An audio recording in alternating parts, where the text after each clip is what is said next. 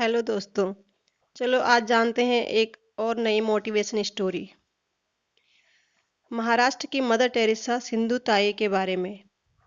यह हमें बताती हैं संघर्षमय जीवन की कहानी। सिंधु ताई का बचपन वर्धा में बीता। उनका बचपन बहुत सारे कष्टों के बीच बीता। सिंधु ताई 9 साल की थी तो उनकी शादी एक बड़ी उम्र के 30 वर्ष के श्री हरि नाम के व्यक्ति से कर दी गई। सिंधु ताई ने केवल चौथी क्लास तक ही पढ़ाई की थी। वह आगे भी पढ़ना चाहती थी, लेकिन शादी के बाद ससुराल वालों ने उसके इस सपने को पूरा नहीं होने दिया। पढ़ाई से लेकर ऐसे कई छोटे बड़े मामले आए जिसमें सिंधु ताई को हमेशा अन्याय का सामना करना पड़ा। उन्होंने इसके खिलाफ आवाज़ भी उठाई, लेकिन अंजाम ये हुआ कि जब वह प्रेग्नेंट थी तो ससुराल वालों ने उन्हें घर से निकाल दिया। इतना ही नहीं, ससुराल वालों ने घर से निकाला, लेकिन उनके मायके वालों ने भी अपने यहाँ रखने से मना कर दिया। सिंधु ताई ने दर दर की ठोकरें खाई। गर्भावस्था में संघर्ष के बीच उन्होंने एक बेटी को जन्म दिया। अकेले एक बच्चे को जन्म देना बिल्कुल आसान नहीं था। अपने गर्भनाल को उन्होंने पत्थर से मार मार के काटा। उन्होंने बच्चे को गौशाला में जन्म दिया। इसके बाद सिंधु ने अपनी बेटी को रेलवे स्टेशन पर ले जाकर भीख तक मांगी। ये दौर उनकी ज़िंदगी का ऐसा समय था जिसने सिंधु के मन में हजारों बच्चों की माँ बनने का भाव जगा दिया। एक समय ऐसा आया, सिंधु ताई अपनी बच्ची को मंदिर पर छोड़ आई, लेकिन बाद में रेलवे स्टेशन पर उन्हें एक बच्चा मिला जिसे उन्होंने गोद ले लिया। उनके मन में आया कि इन अनाथ बच्चों की जिम्मेदारी उन्हें उठानी चाहिए। सिंधु ताई अनाथ बच्चों के लिए खाने का इंतजाम करने लगी। हजारों बच्चों का पेट भरने के लिए सिंधु रेलवे स्टेशन पर भीख मांगने लगी।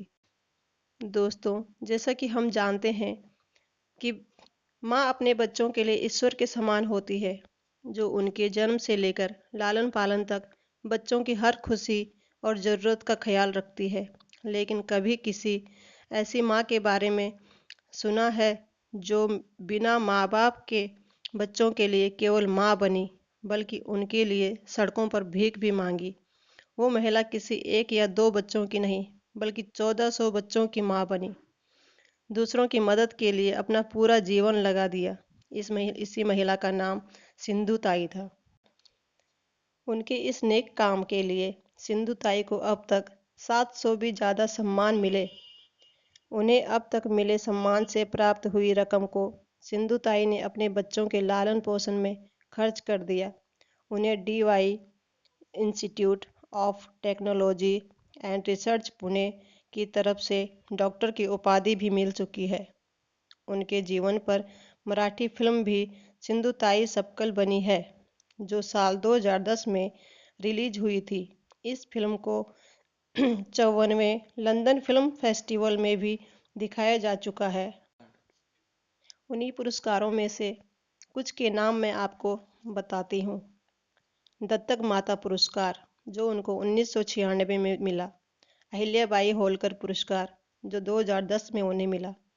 मूर्ति माता के लिए राष्ट्रीय पुरस्कार, जो 2013 में उन्हें मिला। शिवलीला महिला गौरव पुरस्कार, डॉक्टर निर्मल कुमार स्मृति पुरस्कार, डॉक्टर बाबा साहेब अम्बेडकर समाज भूषण पुरस्कार, प्रिंसिपल शिवजी राव भोसले पुरस्कार, डॉक्टर राम मनोहर त्रिपाठी पुरस्कार, सामाजिक कार्य श्रेणी में पद्मश्री पुरस्कार, जो उन्हें 2021 में मिला।